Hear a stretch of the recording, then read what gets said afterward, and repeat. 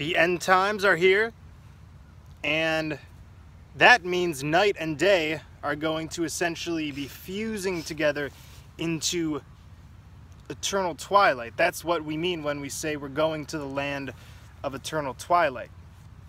We've been sandwiched in between our higher and lower selves, and therefore we've kind of been cycling information from both of those aspects.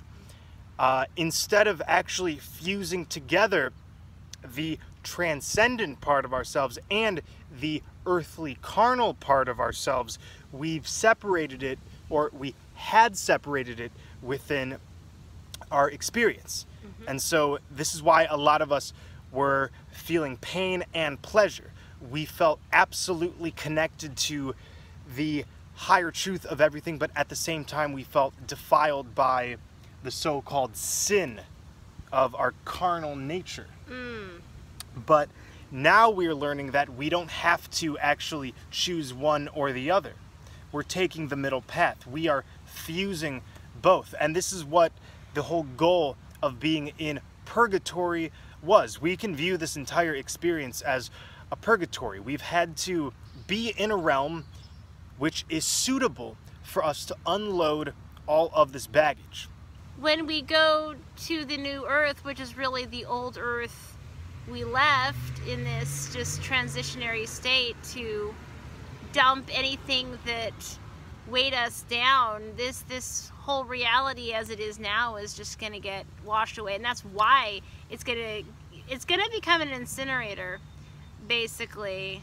The same way we've covered up our divinity with illusions, our environment has reflected this too. We are resurrecting the ancient knowledge. We are returning back to it. And this is why everything shall dissolve and uncover what we thought we had lost. We've been swinging back and forth like a pendulum, going from our higher gnosis to our lower gnosis.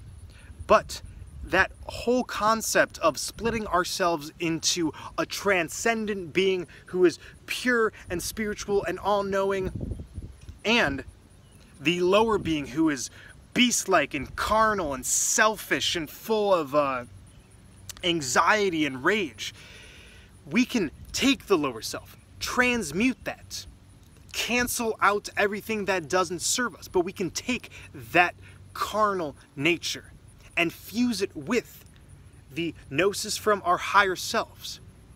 And that's what we're doing right now. The experience we're about to have is so supremely special, because not only are we going to be existing in a higher dimensional awareness, able to connect with that transcendent part of ourselves, but we're also going to be in these bodies. We're going to have upgraded bodies. We're still going to be able to interact with the physical.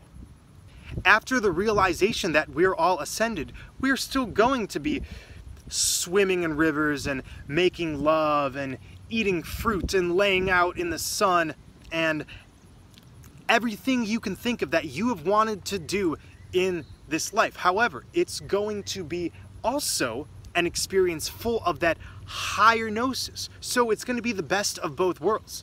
And that's why we say it's heaven on earth. Because we're bringing heaven down here, baby, just as much as we are lifting Mother Earth up. And the new Earth's name is Shaishea. Thank you, everyone. Let's keep up the great work, keep up the great spells, and give a thumbs up to Archonic Energy. Laugh at it. Don't argue with it. Don't entertain it as anything other than the aspects of ourselves which we're leaving behind. So we came here to unload. But how does that make sense if we came here and we're experiencing things as we're unloading them? Where do things begin and end? How can we truly identify an experience as coming from within you, even if you didn't identify it within you before you experienced it? And these are all paradoxes that we must embrace. Everything is in an infinite loop. We are the creation and the creator. There's really no difference. We're forever intertwined in a beautiful song and dance of creation and destruction, creation and destruction.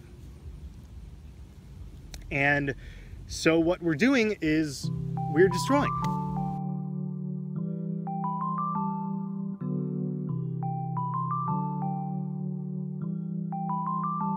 We're ecstatic, baby. A new earth without shadow souls is in the process of being rendered into this reality, rendered back into this reality. And synchronicity is pretty much the only thing that seems to be guiding the living souls right now. Yeah, but that's all it is when you're in 5D. No longer do we measure things by how we think they should be or via time restraints that we've put onto ourselves or our situations. You can let everything guide you as it did the ancients. The ancients were not really concerned with how things should be. The sound of a bird, or the light being emitted from a star, or the sweet sound of the wind rustling against leaves. All of this is ancient wisdom that we've taken for granted and forgotten about.